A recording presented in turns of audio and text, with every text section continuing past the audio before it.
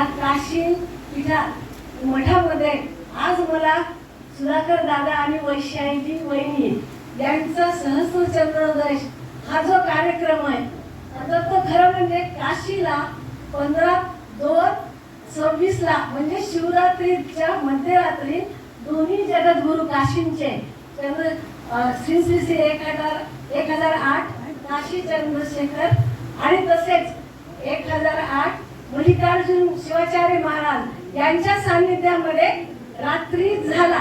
मग त्या ठिकाणचा अनुभव आम्हाला काही पाहता आला नाही.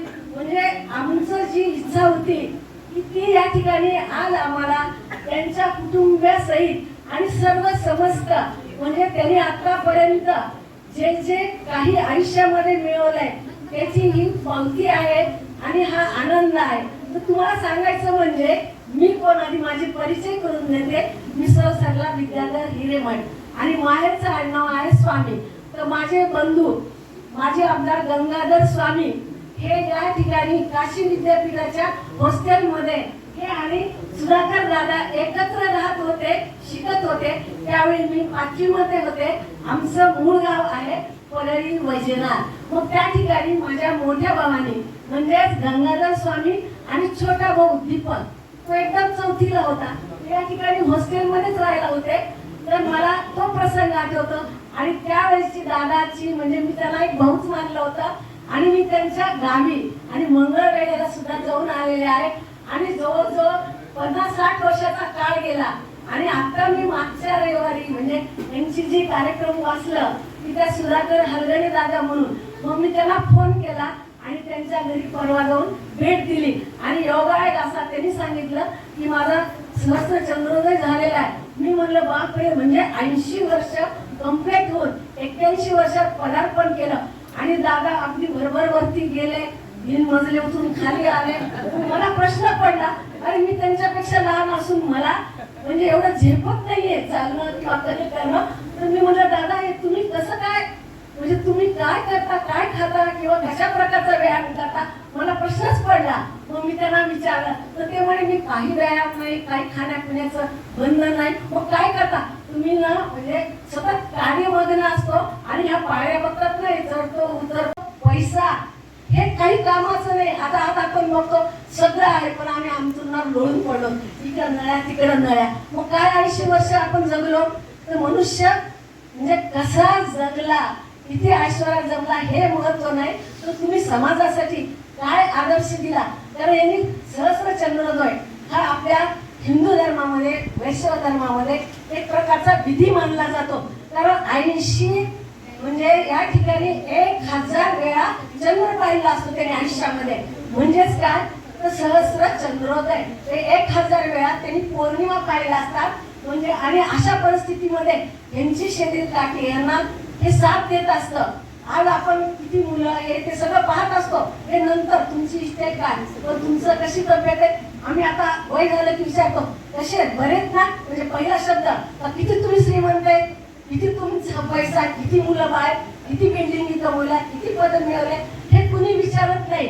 कारण एकदा 60-70 नंतर फक्त तब्येत विचारतात आणि हा आदर्श आणि त्यासोबत ह्या वहिनीनं पण त्यांना खूप साथ दिली, कुटुंबातील मुला मुलीनं साथ दिली. म्हणूनच हा प्रसंग आपल्याला पाहायला भेटतो आणि मला खूप आनंद वाटतो की मी जे लहानपणी दादाला पाहिलं होतं तेव्हा मी लहान होते पण आता मोठेपणी पाहते मी थकलेली वाटते पण दादा आणखी तसेच बहिणी तशाच दिसतात.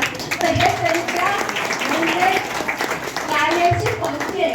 आमच्या अंगामध्ये खूप आळस असतो. थोडं काम केलं की आम्ही काय म्हणतो आमचं वय झालं मग आता आम्ही रिटायर झालो आम्ही नाही काम करू शकत. पण आज बघतो रिटायर होऊन सुद्धा 20-25 वर्ष अशी सेवादानाचं काम पैशासाठी तर काम कुणी करतं पण एक समाजाचं ऋण म्हणून हे जे फेडत असतात तर हे आपल्याला दीपस्तंभाप्रमाणे आपल्या जीवनामध्ये एक आदर्श बघायला भेटतो आपल्याला. आणि त्या आदर्शाच्या पावल्यावर आपण देखील आपली प्रकृती म्हणजे यांचं पाहून म्हणते मी की ते देखील आपण अवलंबली पाहिजे. आपण देखील शरीर म्हणजे तन मन असं निर्मळ मनाने आयुष्य जगलं पाहिजे. आणि आजही बघतो त्यांनी जेव्हा साष्टांग दंडवत घातला तेव्हा म्हणलं बापरे आम्हाला बसून उठायला पण येणार नाही लोक.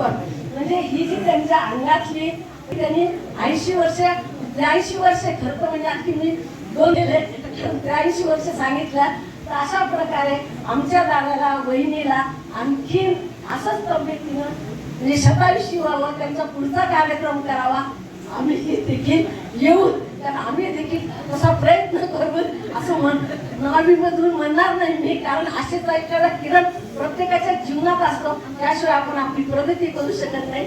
आणि मला वाटतं की काशी जगद्गुरू यांचं जे काही कार्य आहे ते अतिशय मोलाचं आहे. कारण या ठिकाणी आपल्या समाजामध्ये ते आपण पाहतो, आमची जेव्हा शिकत असताना म्हणजे कंडिशन कुणाचीच नसती, जेव्हा आपण विद्या ग्रहण करतो, पण आपण विद्या ग्रहण केल्यानंतर जेव्हा पैसा कमवतो तर फक्त कुटुंबासाठी वापरतो, आपल्या डोक्यात येत नाही ते आपण जे काही भोगले ते पुढच्या लोकांनी नको. तर हे ज्यांनी जे कार्य केले शिष्यवृत्ती म्हणा आणि समाजामध्ये, आता वीरशैव समाज, आता आपल्याकडे लिंगायत आणि वीरशैव हे दोन प्रकारे, मला त्यात जायचं नाहीये कारण आपण सर्वजण एक आहोत. आणि महाराष्ट्रामध्ये आपली एवढी लोकसंख्या असताना पण मी पाहते की प्रत्येक गावामध्ये काय होतं की जेव्हा राजकीय परिस्थिती असते त्यावेळेला कुणीच निवडून येत नाही, कारण आपल्याकडची पद्धत आहे, माझं विषयांतर होत नाही ना. तर त्यासाठी मला वाटतं की आपण सर्वांनी एकत्र यायला पाहिजे, एकजुटीनं महाराजांच्या. आता हिने जसं कार्य केलंय तसं आपण खालीचा वाटा, आम्ही काही जास्त करू शकत नाही, आम्ही एवढं ड्युटी देऊ शकत नाही, पण जे जे त्यांचे कार्यक्रम असते त्यांना उपस्थित राहणं आणि आपल्या धर्माची जागृती आपल्यामध्ये नाही, आपल्या मुलांना, भावी पिढींना देणं हे फार महत्वाची गोष्ट आहे. साध्या साध्या गोष्टीमधून आपल्या मुलाला विचारलं की त्यांना काहीच सांगता येत नाही आणि त्यांना थोडंसं अपमान वाटतो, तर त्यावेळेला आपण पालकांनी जागृत राहणं.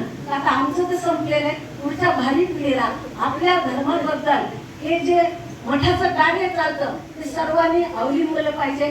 कारण एखाद्या वर्षातला एखादा दिवस जरी दिला आपण तरी सुद्धा पुष्कळ होतं.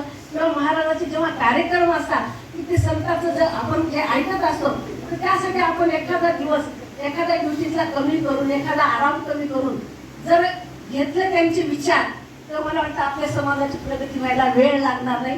म्हणजे आणि ह्या ठिकाणी त्यांचा आदर्श घेऊन आपण आपलं जीवन सुरू अशी मी अपेक्षा करते. आणि जास्त बोलल्याबद्दल माफी मागतो.